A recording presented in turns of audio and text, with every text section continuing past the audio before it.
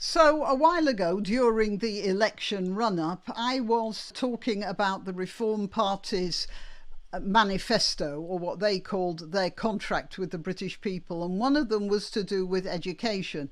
And the Reform Party's platform was that the curriculum should be modified to give a more patriotic emphasis to our learning of history and culture and all the rest of it. And I agreed with him in principle, but I said that the problem is that you can have all the good intentions you want about what we're going to teach our children, but you have the teachers in your way, and the teachers will find ways to subvert whatever you do because they will wish to inculcate the children with a way of thinking that is, diametrically opposed to the way the Reform Party thinks. And that was based on what I'd been reading up to then about the way schools are behaving. I'll tell you more about that when I've told you. I'm Granniopteryx. I'm on YouTube, Rumble, BitChute and Minds.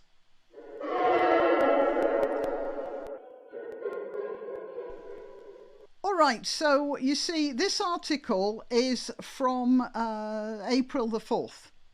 And in it, a journalist called Hayley Dixon, they refer to as a special correspondent, is talking about the problems that parents are having with schools who are at the moment flying in the face of government guidelines about how you teach children certain subjects. And this is how Dixon wrote 2 articles, one after the other. So I'll start with this one, which is headed, Schools Defy Ministers to Let Children Change Gender Behind Their Parents' Backs. And it starts off like this. Primary school teachers are being told to allow children to change gender without informing their parents, despite government guidance to the contrary. The biggest survey of its kind shows. An analysis of more than 600 school equality and trans policies reveals that up to 3/4 misrepresent laws protecting sex and gender, with some implementing rules such as letting boys use girls' toilets and changing rooms if they say they are a girl. I want to point something out here. That's very bad grammar. Now, you know, I keep talking about grammar, and I'm not doing it just because I want to score points by sticking to the rules. When you use language floppily, imprecisely, and usually ungrammatically, then you are blurring the issue as well. You are opening a gateway to confusion, which, by the way, is something that is only to the advantage of politicians, and they do this sort of thing all the time, or they allow it to happen. But I want to point this out to you because it shows the confusion in the mind of Hayley Dixon, their special correspondent. Some implementing rules, such as letting boys use girls' toilets and changing rooms if they say they are a girl. And are you aware of what's going on here? First of all, she says letting boys use girls' toilets. Fine.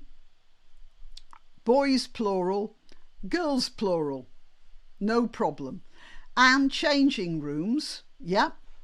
If they say they are a girl. But a girl is singular. It would have been okay. I mean, the thing isn't okay, but the language would have been okay if she said, they say they are girls. But she didn't, because we are in the process of being indoctrinated to use the word they in preference to he or she. Now, you may say, well, what's the problem with that? The problem is that girls are going to lose out. That's what the problem is. When girls can't insist on being a she, then when that he comes in, there is no difference. And if they're just, if they object to that, then they're just being weird. And that's what that they means there. And it's bad. Right, well, I'm just pointing this out. These little things slip past, and they shouldn't.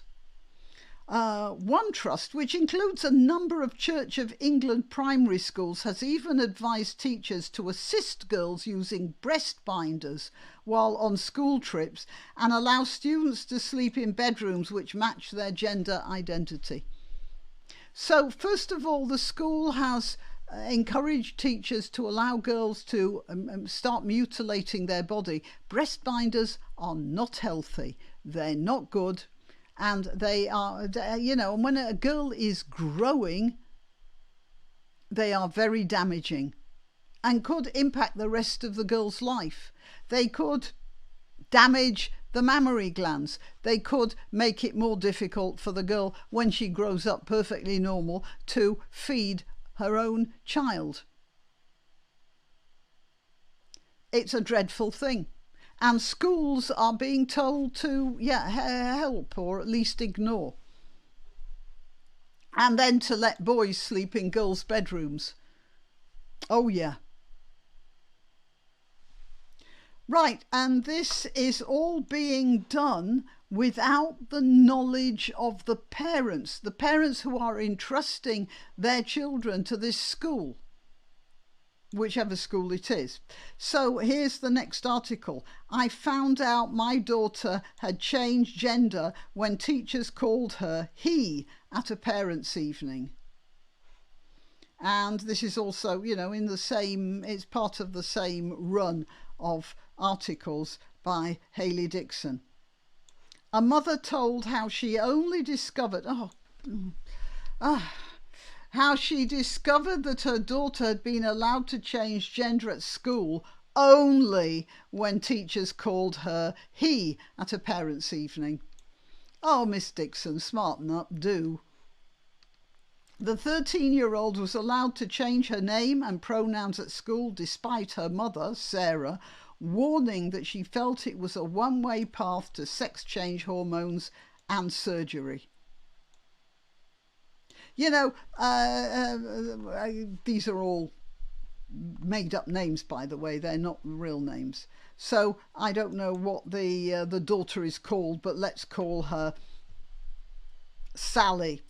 Sally is going through adolescent angst,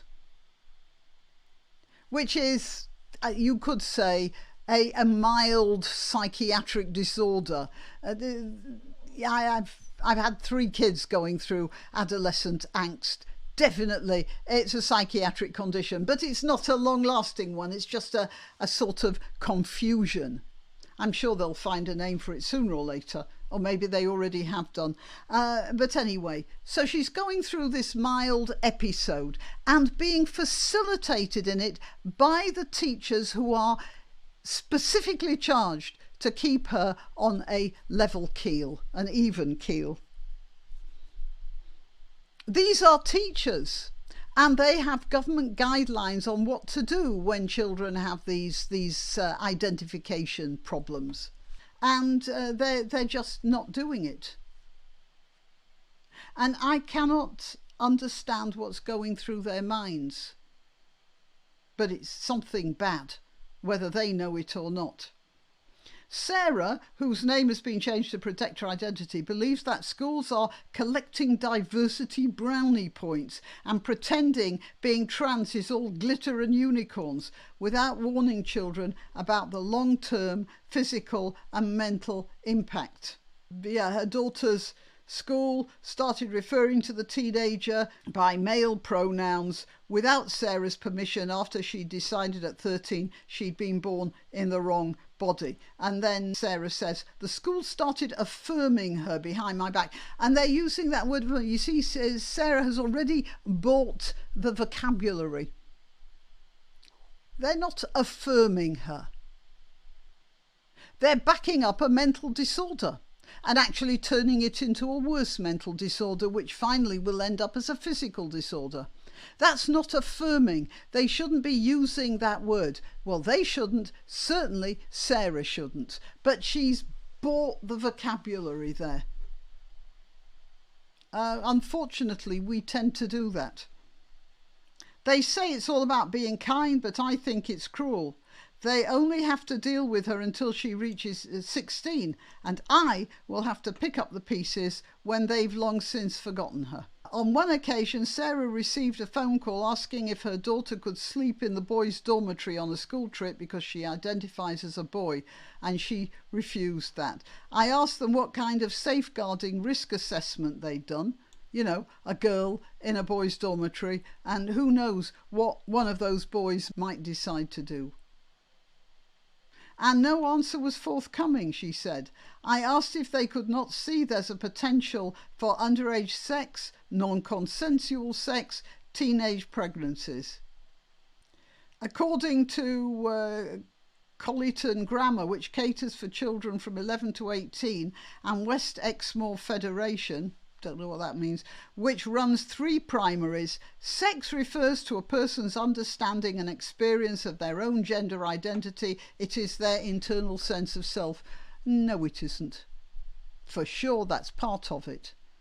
But sex also refers to how strong you are, how much endurance you have, and how likely you are to get pregnant. Or indeed, to be beaten up. Okay, well, yeah, that's it. So I'm just pointing out that whatever Nigel Farage says about a more patriotic curriculum, it's going to go the way of this until we do something about the teaching profession.